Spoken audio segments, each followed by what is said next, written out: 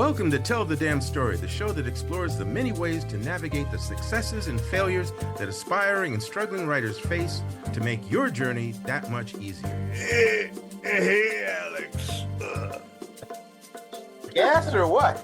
Nah, it's just that's how I've been feeling the last week or so, and that's how we're gonna what we're gonna talk about today. About how you've been so feeling I for thought the I would last start week? off by goofing around. What? How you've been feeling for the last week? Yes.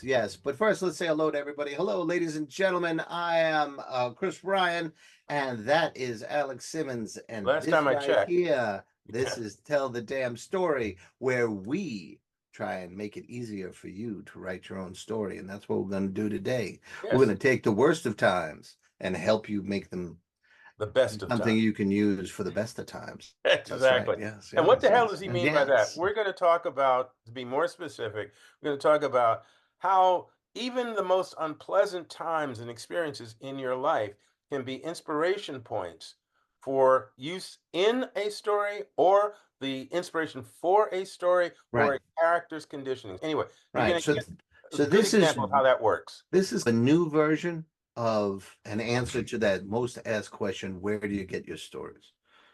And the answer is from your life, From the but emergency. maybe not in the way you expect. Yeah. Right? Last week, full about 9 days ago now. Weeks get long when you're sick. We add days on it. Yes. I was gifted with nice thing at it. a second bout of COVID. It was frustrating, and I was ticked because I had been on schedule to get a shot, and I didn't have the urgency that I What, should a have. vaccine? Yeah, vaccine, yeah. Right. But I couldn't. One of the things with COVID is you get really tired, and so I couldn't keep up my daily pace of writing or doing this or promoting on social media or whatever. And what I was left with was my thoughts and a lot of time.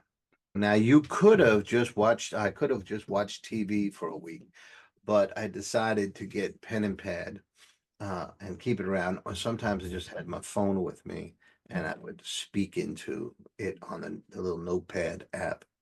What I did was experience the very different symptoms than the first COVID I ever had and experience them as fully as possible, looking to describe and catalog the different symptoms for possible use in a story, right? I didn't know what story, it didn't make a difference. I didn't know which things I would be writing about, what symptoms, whatever came up. And then I would write the notes and let's see where they might be applied. Well, what I'm proposing is that people can do this with all aspects of their life. One of the things that kills a short story or a novel is crappy description. And you get a lot of crappy description if you try and do a sex scene or this or that. And that might be another chapter. But taking advantage of COVID to catalog possible descriptive material worked out pretty well. For example, for some reason, at 8 o'clock p.m. and at 3 a.m., I'd wake up at 3 a.m. with this. I would get what really felt like a fever, but the only heat was my head, right? And my face started feeling really hot. And at 8 p.m., when I talked about it, my wife looked over, she said, "You're extremely red." The skin on my face was just, the blood was coming to it and was really changing colors. So I checked in the mirror and I really studied it and I felt the heat. I would put water on my face to try and break the fever or whatever. But I made note of all of the experience, all of that. Post COVID, I realized that's a pretty interesting, specific feeling to feel like blood rushing to your head, coursing through, creating heat. Could be applied, for example, say werewolf, right? If someone is experiencing a bout of uncontrollable rage, I could see where that might fit. or extreme, the face flush of extreme humiliation. So you put it in, you get those the word choice that are coming to your mind, the experience as it's still vivid in your brain, and that's very useful.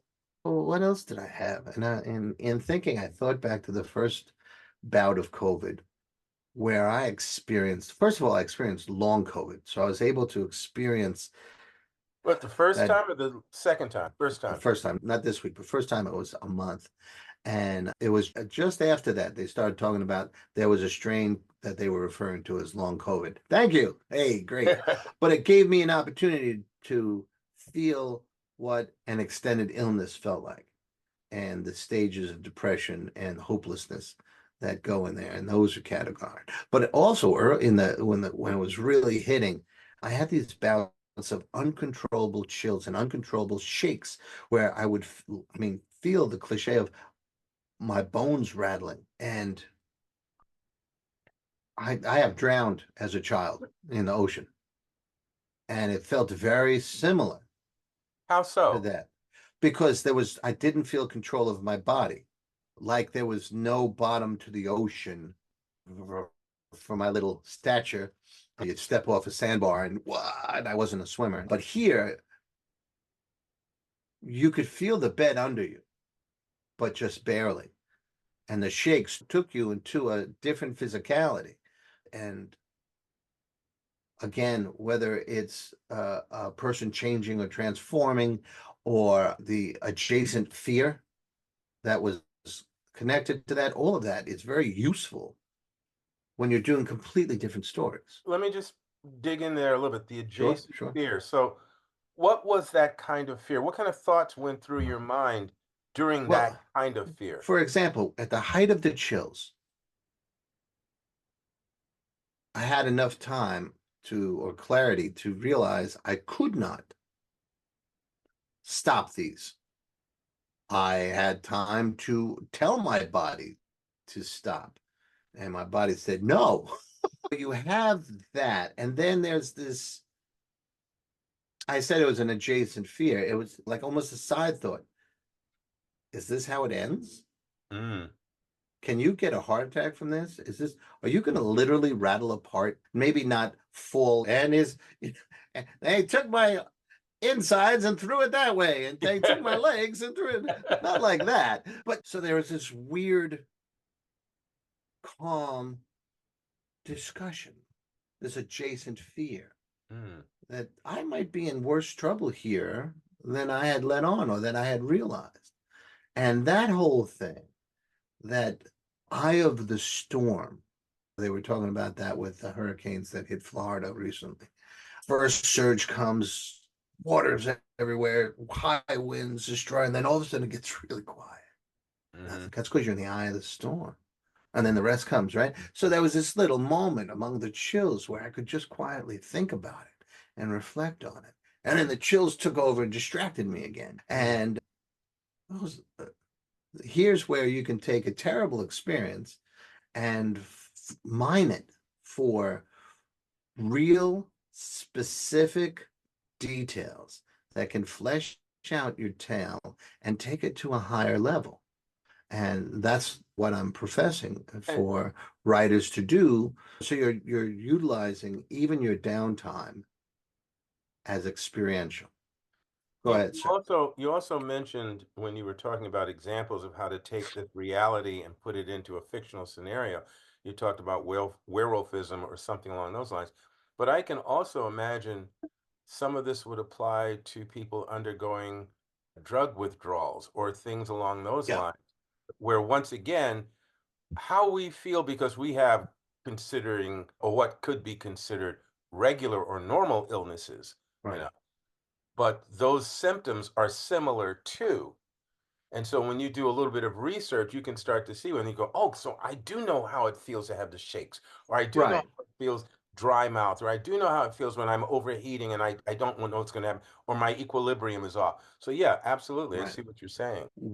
And I want to stress this for writers that what we're talking about is creating building blocks. This doesn't make you an expert on illness or a doctor or an expert on withdrawal, but it gives you a place that you can go to and pull real specific details to add flavor to such descriptions or such moments or such stories. Another aspect of COVID is this extended exhaustion where you Mhm. can't feel like it. Now you can apply that to a depression story, to a lost in the desert or lost in the Arctic, or yeah, or being, you mentioned before the show when we were comparing notes, being a prisoner and being starved and being kept in chains or whatever. Now you have specific details from your own unique experience about what somehow being physically limited, what toll that takes. And you can apply that. I was only exhausted, right? But you can extrapolate from there, or at least the beginning of extrapolation, what it's like to be confined to a wheelchair. And then, of course, you do more research. These Mm. are all blocks that help you on your way, whatever the story becomes, because I may not use all of these for 4 or 5 years. But when I do write, say, a werewolf story or a story in the desert or whatever, I go back Reserves, yeah. and either you keep them somewhere, you print them out and put them in a file, ailments or something like that, or symptoms, and you have them available to you. You had Well, mentioned a couple of other experiences too that yes, were I great. want to go through one more thing from COVID because both times I got something that I call weird brain. And weird brain is where suddenly you find yourself thinking and taking logical leaps that aren't logical when you're not that sick. But taking some notes on them, those kind of moments of weird brain and logical jumps, they are really good for a villain that might be nuts. Or I grew up with a mother who had mental health issues, and her logical leaps were confounding, absolutely confounding, Mm. and you couldn't combat them. There's some public figures now that are suffering. They remind me very much of my mother, and there's no defense because, and you get a little insight into that when you have weird brain because what you're thinking makes sense to you, and then you sober up, but you heal up and look back at that, and it's almost laughable in its weirdness. Can Character that's going there, that would be helpful. can I do a he said the other he said moment here? You mentioned when you were talking about uh, the shakes and everything, and how you would drown once when you were a kid, Yeah, or when you another twice. point in your life, twice. Yeah, okay. There was a time, and I was a teenager, and I'll try and be very concise with this. There was a time my mother had told me that her brother, when they were growing up, when he was a teenager, he drowned Oh, fatally. wow. I'm It sorry to was hear you that. know. And the other aspect of that was that he also liked to draw comics and things like that. As I was coming up and also interested in drawing comics and things like that, every now and then someone would say, "Oh, you're very much like him. You're very much like Samuel. He used to do this. He used to do that." So for a good part of my growing up through my teen years, I kept hearing, "You're just like him. You're just like him." I also didn't swim. So you developed a fear Right. of water. So on Yeah, my yeah. 18th birthday, my friends and I wind up here in New York City. We wound up on a place called City Island, Sure. the ocean, the beach, and all that. And I'm thinking, if I'm like him and he went at this time period, then I should probably stay away from the water. But when I went, no, I don't want to live in fear. So I'm going to go out into the water. And if it's going to happen, it's going to happen. So I went out into the water, into the ocean, and there are people around there, and I'm splashing around in there, and I'm just waiting to drown. Didn't happen. Fine. 6 months later, I'm at a lake with friends, floating on an inner tube. And suddenly it gets real cloudy overhead and it starts to sprinkle. It's a little bit of rain, a little, like a dusting of water, just very thinking, oh, well, I'm already wet. Then suddenly there's a bolt of lightning strikes the lake. Ooh. And I feel the twinge. I feel like something going through me. And I immediately go, okay, I got to get out of here and get onto the docks. I escape from the tube, the inner tube, make my way to the dock, step up onto the dock, took 3 steps and dropped like a log. My body became mush. I just went down.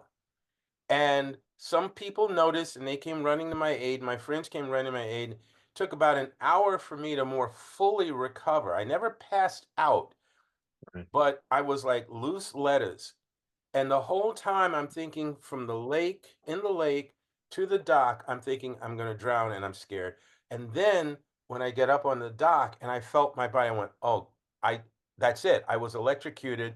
The adrenaline took me this far, but this is Right. it. I'm going down. And I went.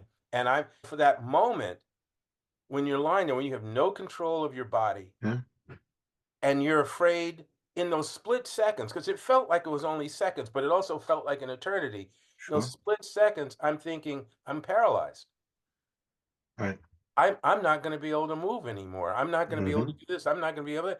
And there's this strange part of the brain that's screaming, but there's another part of the brain that's going, wow, you're never going to be able to do this and that. And it's Hmm. Yeah. saying it in this kind of voice that's almost like it's saying, get used to the idea. Yeah. You're never going to move again.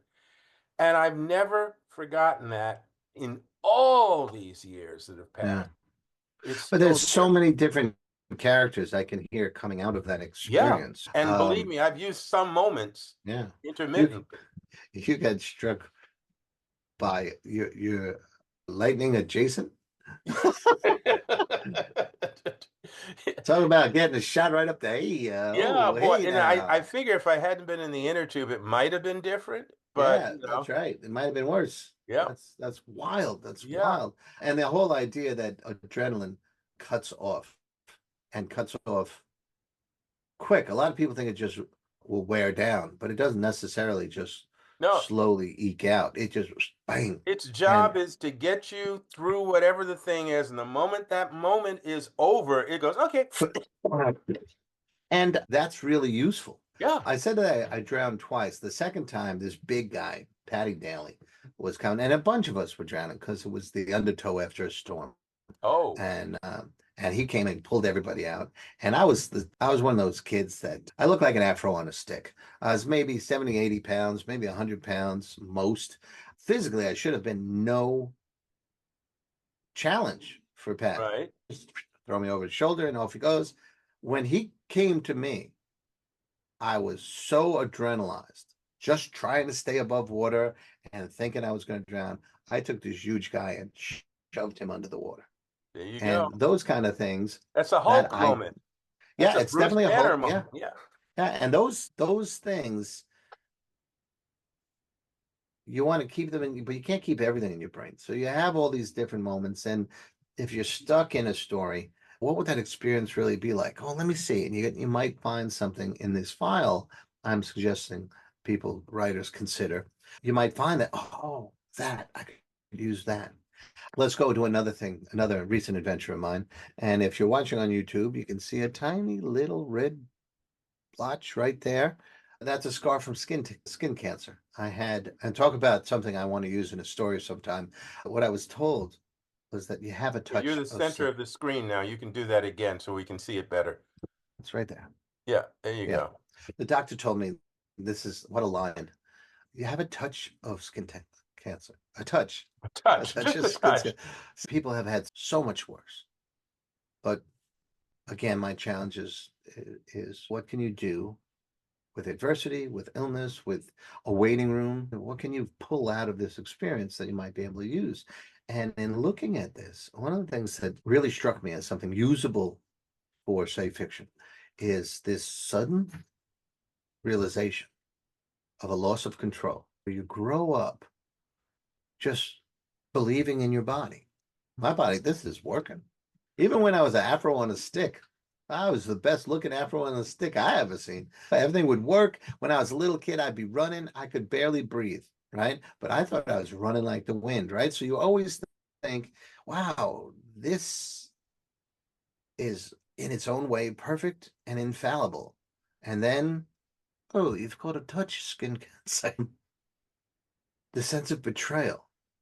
Now, you're not going to be writing a story about someone with a touch of skin cancer because Unless it's a 700-word drabble, where are we going here? Unless it grows, knock on wood. I don't want that story. But you can extrapolate that little moment to, well, what with something far worse, right? Hmm. You never get a touch of heart attack. You never get a touch of vampirism. You never get a touch of shot. Oh, you were shot? Yeah, but it just grazed you. But it still hurts. What are you Yeah. talking about, right? Took notes on that. And then the whole idea, I love V-neck t-shirts rather Hmm. than crew neck. Crew neck would come up on my neck and it just feels like someone's trying, really weak hands trying to choke me from behind. So I much prefer the V-neck. That was some stand-up guy's line. So sorry, buddy. But now the V-neck reveals that little, so And I ego have to steps make in. decisions. Huh? Ego. It's a surprise because I routinely make fun of my looks and all that sort of stuff. So it's an interesting character moment where something that shouldn't. One of the great characters in the Marvel Comics universe is Doctor Doom, and there's been a ton of interpretations on him. But the best I ever saw, and I think it was Jack Kirby, but I don't know. But he took the mask off one time, and he always talked about how he was so horribly disfigured and blamed it on Reed Richards. But he took the mask off one time, and he had one little scratch, and it just elevated not the disfigurement, but where his vanity is, and where and any one of those things can be a starting point to build a character. If, say, this tiny little scar over angers somebody, or if the scar spreads, or if there's whatever your universe, your experiences. I went for a checkup this week, and there were so many character moments there. First of all, to have a man of my suave and debonair demeanor sitting in the underwear while a doctor who looks like she's just about in her 30s, maybe 28 or 29, and an assistant who looked like she might be ducking out of the room to finish her social studies homework for high school. They're fully clothed and going over you with this little Sherlock Holmes magnifying glass. It looked like there's little gadgets on it and stuff.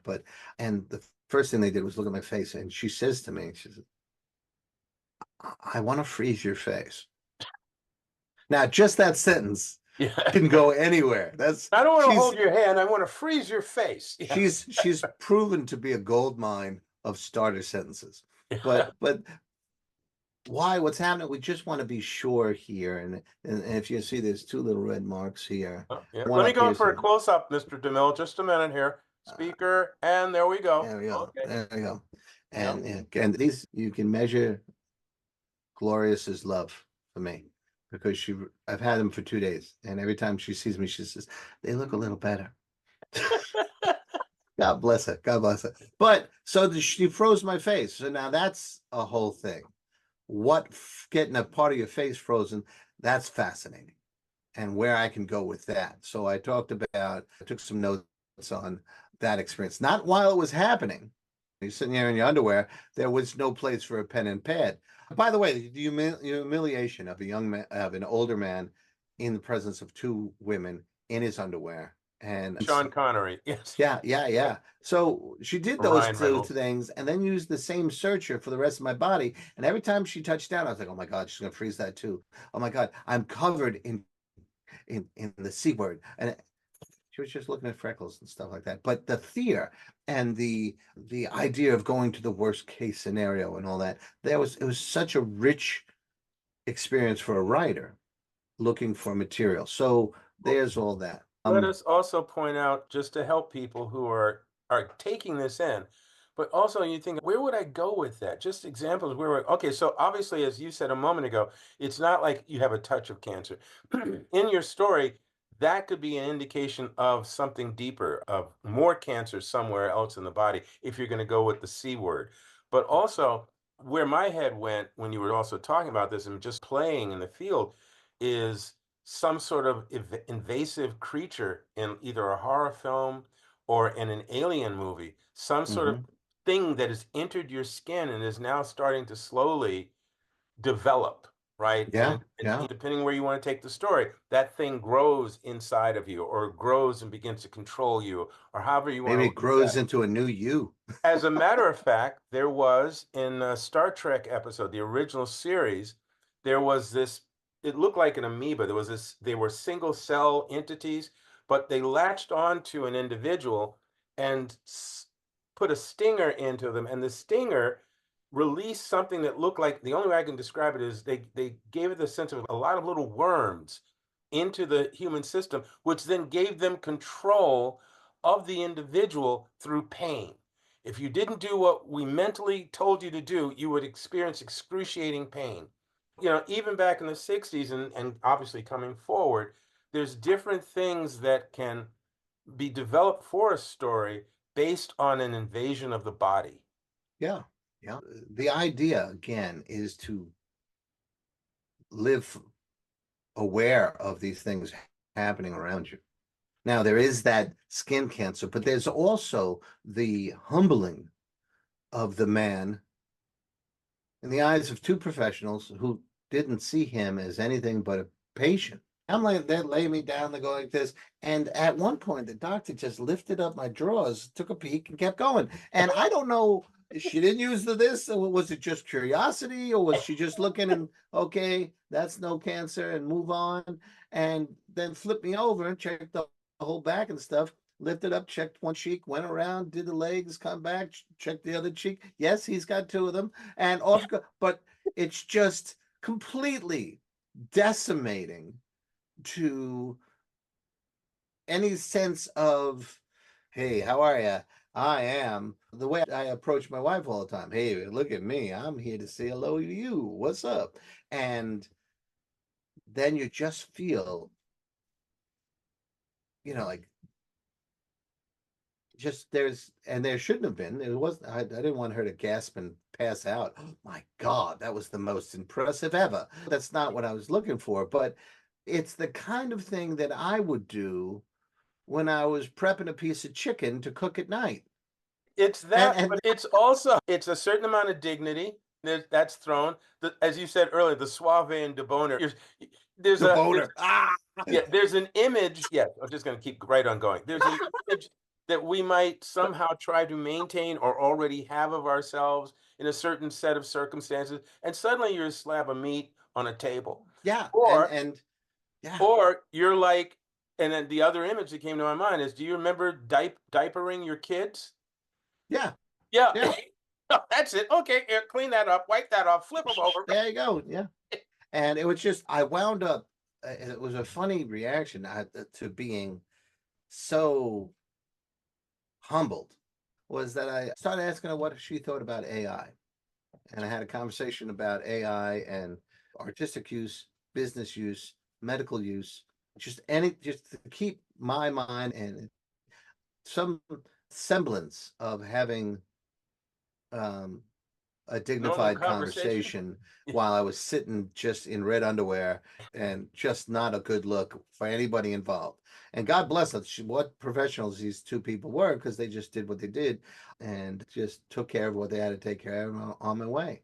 And But again, you're in the circumstance because again, Chris, you pointed it out several times. There's so many different scenarios that can be approached with this. Let me try that another way. Depending on the character who's having this yeah, yeah, experience, yeah. so many different ways you can go with this and really make it either comical Oh or yeah. extremely traumatizing or belittling or whatever, depending on the story that you're telling. And it you match these little moments that you have in your file with characters that have nothing to do with the actual experience. I can think of, I have this collection of poetry, right? Hmm. Narrative poetry that are written from a serial killer's point of view. He would not have a good reaction to that experience. I would also think about Reggie from the Archie comics, that kind of full of himself guy in that experience. It really would make him, he would slink back to Riverdale. Yeah. Mm. He wouldn't even bring it up. No, no way. That's It never, didn't happen. Yeah. What yeah, happens in the hospital stays in the hospital, right? yeah. It's just, and they didn't mean anything by it. It was No. just the process. They do it 20 times a day, maybe more. And that it's just an opportunity. Let me give you four very quick other examples of where an experience can be mined for. When I was a kid, me and my friend were walking towards his apartment in Parkchester, and one of the local criminals came up and saw that I had a cassette radio. Remember that in the 70s? You were probably 40 or 50, but the thing, right? But of course, they always got busted up. I had a Super Macy. It was missing buttons. The aerial was gone. When I wanted to put the radio on, I'd put a wire hanger in where the aerial used to be. It was that kind of thing. So it wasn't worth anything. And we were playing Black Sabbath from the King Biscuit Flower Hour. So that was probably the cassette was probably the most valuable thing in there, right? And this guy comes up, whips out a knife, drops the knife, and we're so young and scared, we wait politely for him to pick up and stick it on my neck. And he punctured my skin with it because I was so scared. I wasn't giving him I was just staring at him. He finally took it and ran away. And we ran to my friend's house, apartment building, where his father, who was a cop, immediately took us to the police department. Here's the deal. Everybody knew who did it. There's this guy from the neighborhood, and the cops needed us to recognize in the pictures, and no one could say. It was crazy. It was a crazy experience. But from that, all those years later, I'll be pulling from those memories for a book. Probably this book's probably 2 years down the line about the old neighborhood and those little moments. You can pull them out. But there's another mugging because I live in New York City. I used to, so you get to have two. They don't limit you one per customer. But it's a completely different experience. I was out with the guys. It was post college. We were inebriated to the point where we were all going to Valare's too for pizza and calzones to kind of help soak up all the beer before we went home for the night. But we were talking about where we might go instead, and I got it into my drunk head that I had to call home. I just lived with my two brothers and a couple of their roommates. Wasn't with the parents anymore. Well, Jimmy, who was I calling? Drop there. For the purposes of the story, it doesn't matter why I was calling. It was just that I was on a payphone, which just dates the story to begin with. Drunkenly waking up one of the roommates looking for one of my brothers. And he was very nice about it because he could recognize I was drunk. And then all of a sudden, I was on the floor, slam, guy punching me in the back, take the wallet out of my back pocket, and I could hear the steps running. And this is how drunk I was. I got up, got back on the phone and said, I apologize for making you wait. I just got mugged. This is a moment that deserves I to be hope you can somewhere in forgive this. me. Yeah, and he's what happened? Where as he's running way down the block, and one of my buddies was like a rookie cop or whatever, and he's drunk too, and he's taking his shield out and making sure I go to a hospital. And the guy was like, he's not feeling anything. Yeah, he got a little cut on his head, but the booze. But those two very different experiences, both very New York experiences. And the details of it, the whole like the phone, the drop, and the apologizing, or for the younger version, the feeling the neck get punctured by the tip of the blade and being so scared. There's a fear aspect and then a comedy aspect. So you can go through the moments of your life and pull out notes on those experiences. And sometimes they're not even your experiences. Here's the last two. I've spoken about this before, but if you look out, I have the bay window in the dining room. If you look out, and there's a little mini block across the street, and it's in a parking lot. There's a word for that. And they tore down a little house and made a ridiculous size house. That house is the house that keeps on giving. I've already wrote it. I've already written I'm sorry, you already novel. what? I wrote it. I wrote it. Is what I I done did been was I wrote it? wrote it. Okay, good. I wrote it every word. I wrote Yeah. it. Damn, what's happening with you, Chris? I was just tired from writing. I wrote Ghosted, which is a ghost tale slash Romeo and Juliet panache. And it came from the ridiculousness of that house and the reputation of the people who owned the first house that lived there. It changed hands a lot and all that sort of stuff. But there's a second story from that house. Once the people who bought the house moved in, and they're as ostentatious as the house itself, but they have a little block party there and poison all the other I'm sorry. homeowners. The story Huh? is they had a block. The That's what story, the story is. It didn't really right? Thank happen, you. It's not. Yeah. but this is a writing exercise. You're not taking it personally. You're not. Let's make a comparison here too, because in terms of fiction, one of the things that comes to my mind is Rear Window, Yes. the Hitchcock film. Some of you may or Hmm. may not know it, but it's really the protagonist is a professional photographer who Hmm. gets injured doing it. So he's got a broken leg, he's got in a leg cast, he's stuck in a wheelchair in his apartment, looking out the window onto the courtyard and the backyard area of the apartment complex he lives in, and across the complex, he thinks he sees a murder committed. And the Right. whole story is about him, whether or not he saw that, whether or not it really happened, whether or not he can convince anybody, blah, blah, blah, blah, blah. But again, like you're saying, you're sitting in your house and you've got all of this wonderful imaginings going on about a house across the Yeah. street Yeah. with Just two just different occupants. just do that exercise. And of course, everyone will tell you it's the what if. It's there was just so many from that house and how long it took to build. I had time to gestate a couple of stories from it. Last example I'll give you, your godson and his brother had a birthday party. They are way up above legal drinking age. So they had some polite cocktails, as it were. And people drove to the party, parked outside, had their festivities. And if they were inebriated, they either stayed at the house or they took a friend drove them home or whatever, Hmm. right? Took an Uber. Played One it guy safe took though. one guy, he's I can't drive. I'm gonna take an Uber. And he left his car in front of my house, right across the street in the sun. I think it was a 4th of July party, so it was all of July. This car is sitting in the sun. And finally I say to Tyler, I said, listen, if your boy doesn't get that car, doesn't come and pick up the car, I'm gonna write a story where I kill him in that car.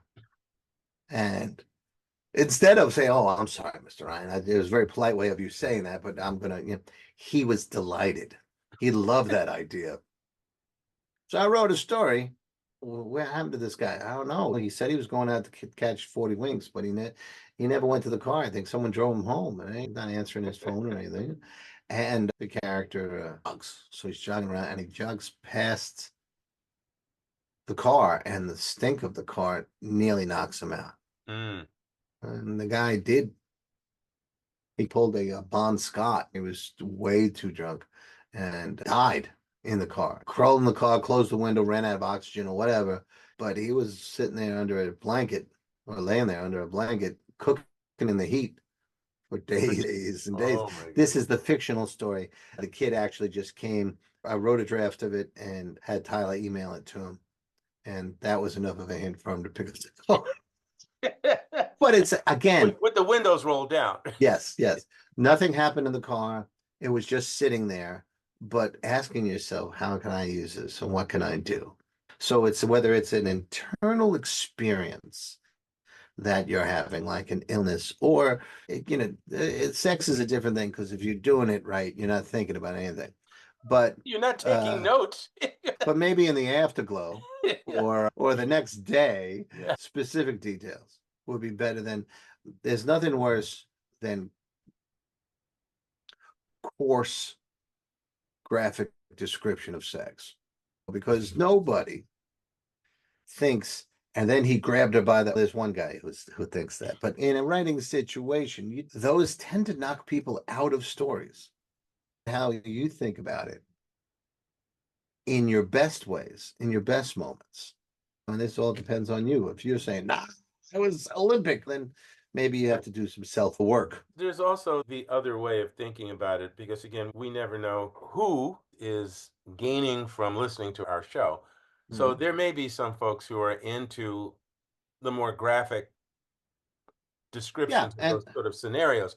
But again, I think what you're saying here, either way, is if you can be more authentic and more conscious of the moments right. so that you can build that world in a way that whoever is reading it and whatever is your style, your audience is going, yeah, okay, yeah, I recognize that, or yeah, I remember that. Wow, or boy, I sure hope I get to experience that. However the thing goes, it's really about being aware of the moments and then Yeah. also cataloging the Right. moment. Not just, again, we were talking about sex for a moment there, but going back over all the material that we've covered is really being Right. consciously being aware of the various symptoms and so forth, and then making note of them for potential future use. Yeah. And I will, go no, ahead, go sir. ahead. It might be a situation when in cataloging it, you do get a story idea. Then play Yeah. with that story idea after you finish cataloging, and hopefully you get something out of it. But the whole idea is to have a resource, build a resource. James Chambers just sent me a Christmas story that's going to be in the expanded edition of Come All You Faithless. And oh Hmm. my God, I think he just drove through like highly decorated Christmas neighborhood and said, what could go wrong here?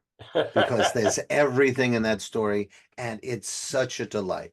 And that's part of the deal is, all right, what would happen if this, if, and let giving yourself the time to explore it, to visualize it, to let it develop.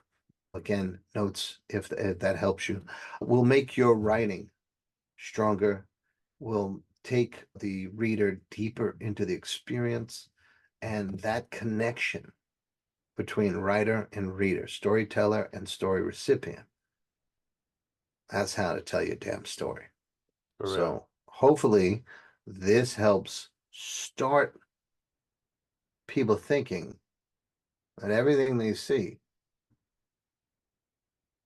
how can you use the five senses and freshen up old tropes just from that point of view? So this whole thing is about preparing to tell a great story. What do you say, sir? And that's the way it is. June 1st. No, that's very much it in a nutshell. Again, we've covered a number of things, and I would challenge the people who've listened to the episode, because one of the things that happened is Chris really had a chance to share the moments that he also chronicled. So he took us through some of the illnesses and things like that. But what I would like you to do, challenge you now to do, is not only think about your moments, but also think about how you can utilize them. Yeah. Really start to make, like, just almost like a grocery list or bullet point list of the type of circumstances, situations that, yeah, if I remember what it was like to do such and such, how would that fit in a fictional story? There you go. There you go. Okay. That's it for this particular round. Thank you very much, folks, and be with us next week. We have a wonderful interview, I believe, is coming up, We have a couple.